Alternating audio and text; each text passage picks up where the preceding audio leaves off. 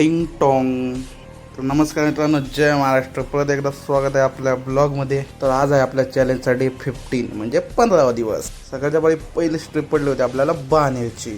मग छोट्या मोठ्या ट्रिपा मारून आपण फिरत होतो इकडून तिकडं तिकडून इकडं, पण तरी धंदा थोडा डाऊनच होता.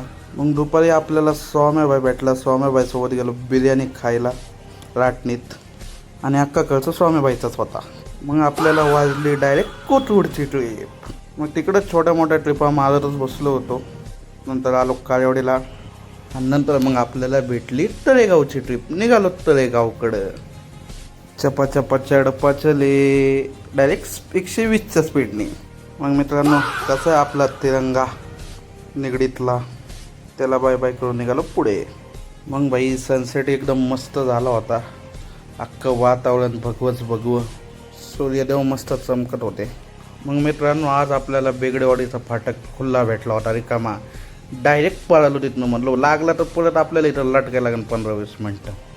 फाटक खुल्ला होता, मला वाटलं नव्हतं आपल्याला रेल्वे क्रॉस होईल, पण तर एक लोकल घावलीच. मग मित्रांनो, तळेगावात पोचता पोचता अंधारच झाला होता.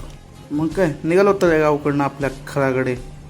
सनाट राबधूप राबधूप धूप. हायवेला ट्रक बंद पडला होता, म्हणून मोका ट्रॅफिक जाम झाली ती. पोचलो मग डायरेक्ट तापकीर चौकात. सिग्नलला थांबलो होतो. सिग्नल पाळायला लागतो, नाही तर पावती येते घरी, सॉरी गाडीवर. मित्रांनो, आजचा आपला एकूण धंदा झाला आहे 1580 रुपये. आजसाठी एवढंच. भेटूया उद्या.